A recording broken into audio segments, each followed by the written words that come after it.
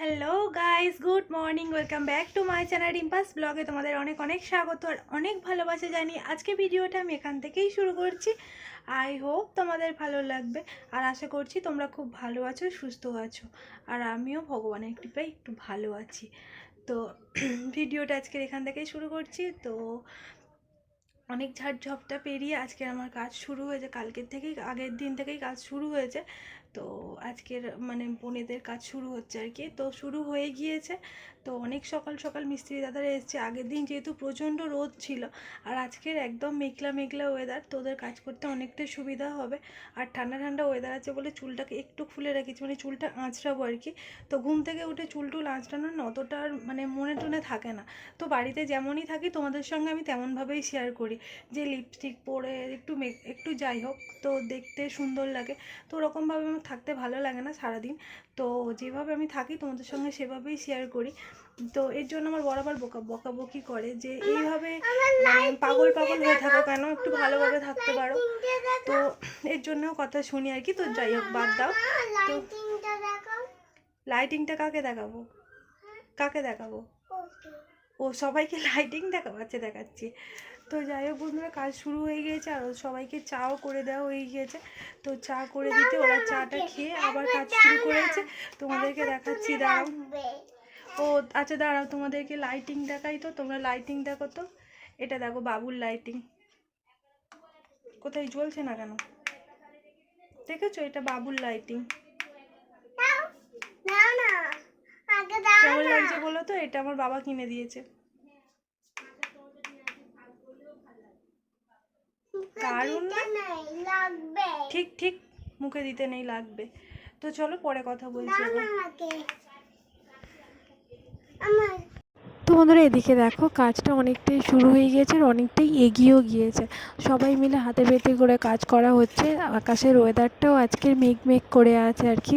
তো ওই জন্য এদিকে 3জন মিস্ত্রি ধরা হয়েছে আর ওর বাবা তো রয়েছে সারাক্ষণ, মানে একটা মিস্ত্রির মতোই কাজ করে যাচ্ছে সারাক্ষণ হাতে হাতে, যতটা তাড়াতাড়ি কাজটা এগিয়ে যায় যাতে না বৃষ্টিটা না নেমে আসে। তবে ভগবানকে রাখছি যাতে না বৃষ্টি আসে। এদিকে দেখো মানে বৃষ্টি টিপ টিপ করে পড়ছে, কাজ এখনও বাকি আছে। তো ওইগুলো কাঁচা জিনিস, তো ওই জন্য চাপা দিয়ে দেওয়া হয়েছে। আর এই দিকটা বাকি আছে। আর ওই দেখো মিস্ত্রি দাদা দাঁড়িয়ে আছে, বৃষ্টি পড়ছে তো ভিজে ভিজে কাজ করাটা ঠিক হবে না।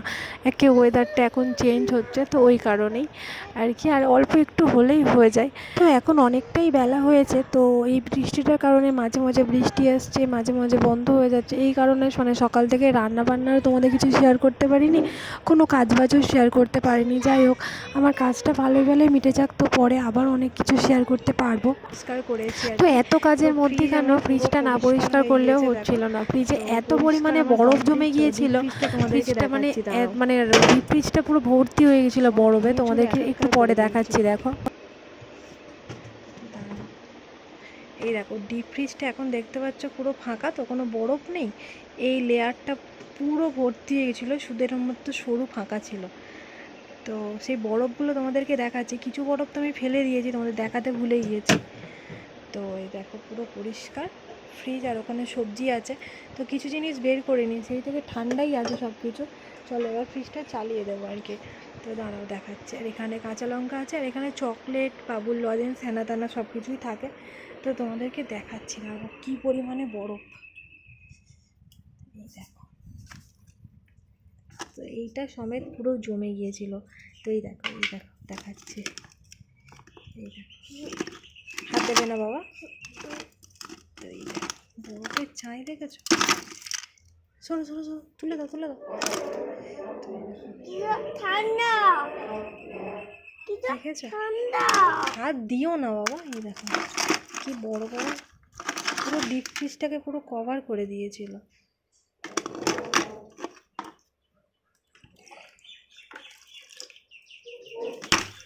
ইস, জলটা কিভাবে নষ্ট,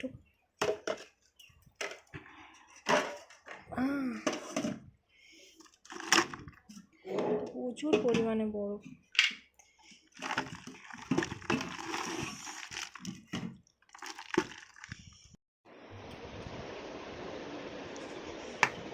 তো এটা ওখানে রেখে, নাহলে আবার হারিয়ে গেলে খুঁজে পাবো না। তো ডিপ ফ্রিজটা কী অবস্থা হয়েছিল দেখাবো তোমাদেরকে। তো এইটা তো পুরো বরফে জমে গেছে, আর এর ভিতরে এর যে চারপাশটা তো পুরো ফাঁকা আমার ডিপ ফ্রিজে। তো পুরো চারপাশটাও না, এর সাইড, তো এর ভিতরে, এটার উপরে তো পুরোটাই এর ভিতরটাও কভার করে নিয়েছে আর বাইরেটাও কভার। এত তাড়াতাড়ি স্যামসাংয়ের ফ্রিজে না বরফ জমে যায় কি। তো এদিকে দেখো, তো বৃষ্টি পড়ার কারণে সব বস্তাগুলো ঢাকা দিয়ে দেওয়া হয়েছিল বোনেতে। তো যে বোনেতটা আসলে গাঁথা হয়েছে, তো ভেবেছিলাম যে বৃষ্টি যদি হয়, আকাশটা পুরো কেটে গিয়েছে আর কি, পুরো অন্ধকার হয়েছিল। আর ওরা কেটে গিয়েছে বলে ভালোই কাজটা করতে পেরেছে। কালকের তো মানে আগের দিনে যে বোনেত কাটা হচ্ছিলো, তো কাজ করতেই পারছিলো না, এত পরিমাণে মানে রোদ ছিল। তো যাই হোক, এখানে একটা বিড়াল বসেছিল, দেখতে পেয়েছো কি জানি না। তো ও বেশ ভালো পাহারায় বসেছিল, যেন সেই পাহারার মতো বসিয়ে রাখার মতো আর কি। তো মনে মনে না বেশ আনন্দ হচ্ছে, তো বেশ ভালো লাগছে নিজে একটা কিছু, নিজের মেয়েদের কি বলো তো আসল জায়গা দেখবে। তো যার যেখানে ভালো লাগে, যাই হোক আমার কিন্তু বেশ রান্নাঘরটা বেশ নিজের গুছোনো গাছানো রান্নাঘর হবে সুন্দর। তো এটা তো আমার বেশ ভালোই লাগে। তো সেই স্বপ্নটা বলতে পারো পূরণ হচ্ছে আর কি। তো পাখির ডাকটা না বেশ ভালোই লাগে, এইখানে দাঁড়ালে বেশ, আমার বারান্দায় দাঁড়ালে পাখির আওয়াজগুলো শুনতে বেশ ভালোই লাগে। তো চলো বেশি বক বক করবো না। এখন আমার দুপুরবেলা, তো খেয়ে দিয়ে সবাই শুয়ে পড়েছে, আর আমি এখন বসে ভিডিও এডিট করব। তো ভাবলাম চলো তোমাদেরকে একটু দেখাই তো কতটা কী কাজ হলো। Good afternoon friends. তো বিকালবেলা দেখো জামা কাপড় তুলছি আর কি।